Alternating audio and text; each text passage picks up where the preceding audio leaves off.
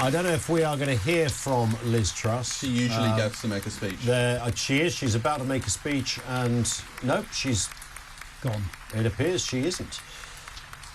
And they are leaving the stage at that point. Former Prime Minister, albeit for about 5 minutes, Liz Truss has lost her seat. How long has she been the MP? Since 2010. 2010. Yeah. So she started with the coalition. But Nick, tell us about the turnip Taliban, because this is crucial. Yes, well, you may want to fill in the details, but in 2009 there was an attempt to unseat her.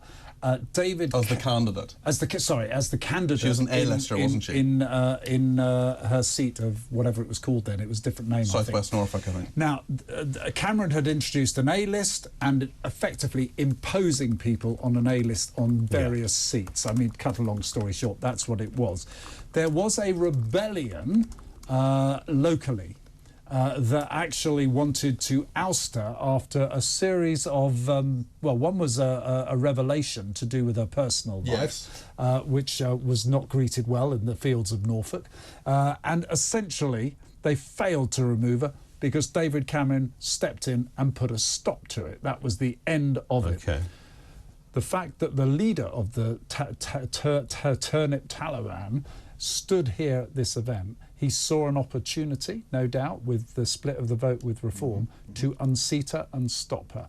That is local politics. So the Reform candidate is the... No, the Reform candidate took a lot of votes. James Bagg was an independent candidate. Oh, I see. So he was the man you're talking about. He was holding a grudge on this, perhaps an understandable one, some people may argue, from 14 years ago, saw an opportunity with Reform taking some of the Conservative vote to come in, take 6,000 votes, and the former Prime Minister of the United Kingdom, Liz Truss, loses her seat. But to take, take 6,000, that wouldn't just have been done on a little bit of gossip, would it? He must well, have no, said because it pointed to a division in the Conservative Party, which he was backing on. Yes, locally. And, of course, it was an alternative Conservative voice for Conservatives very angry with the Conservatives, probably pretty fed up with Liz Truss as well. They could vote for someone who was a Conservative, because James Bagg was a Conservative. Of course. I think he might have been deputy chairman of her association even.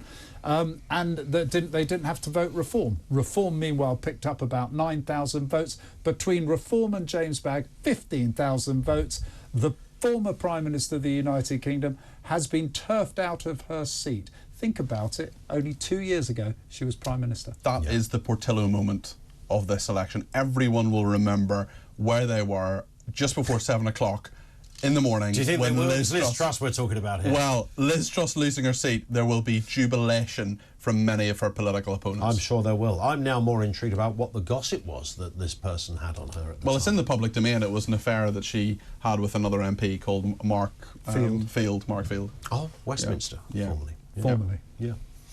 There you go, we're learning a lot tonight, aren't we? Not only do we know that, we also know that Keir Starmer is about to enter Downing Street at some point today. Could be later this morning, could be this afternoon. The procedure is, of course, Rishi Sunak will go to see the King. What will he say in that speech? Does he say, I'm sorry I haven't done it, or does the King say, I'm sorry you haven't done it?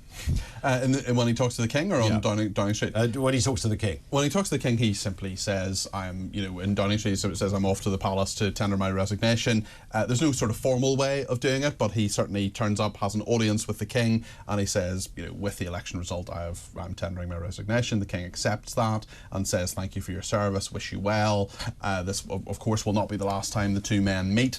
And then off he goes on his merry way. And then we have this weird situation for about 15 or 20 minutes, usually a very short time, where there is no Prime Minister, no government, actually. And then Keir Starmer gets the call, well, we'll have got it beforehand to say you come. Obviously, with Liz Truss, we remember that happened at Balmoral with the Queen, who saw her come in, and then Rishi Sunak became Prime Minister, which was the King's first Prime Minister who came in, and now Keir Starmer's his second. And there was that telling moment in Liz Truss's premiership when she went to meet the King for the first time, officially and photographed, and as she came into the room, she was already Prime Minister by then, he went, oh dear.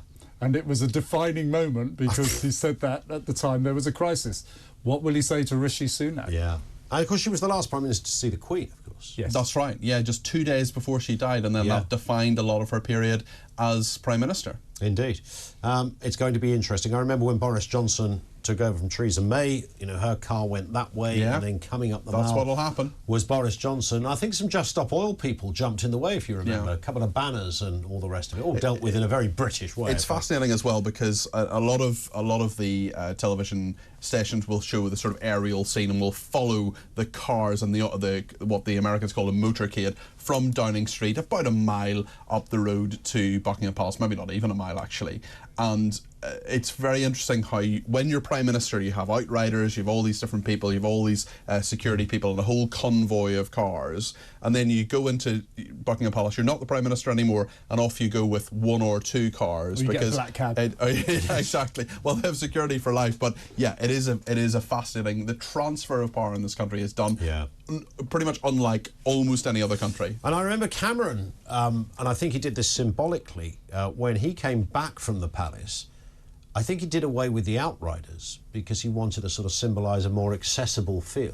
Do you remember he took away a lot of Ministerial cars? Yes, but they also walked. Do you remember? But they got stuck in traffic as well for a bit, didn't he? Which was all a little bit strange. Although the interesting thing with Cameron, when he was leader of the opposition, he was entitled to basically a ministerial car from the ministerial fleet as leader of the opposition. I don't think there's any other member of the shadow cabinet who is, and he was. But he was cycling into work and so on. Then there was that famous story that the Daily Mirror broke of the fact that he cycled in, but then the ministerial car came after him with his box and all his belongings. I don't know if that's fully true, but it was. It is true. It absolutely is true. No, I don't. Yeah, that's fine. Somebody else brings your belongings, but I don't think he just cycled for the cameras. Is my point, because he was doing it every day. I mean, look, why not just go in the car? Trusting of you. Come on, why not just go in the car? Yeah, well, he didn't want to go in the car.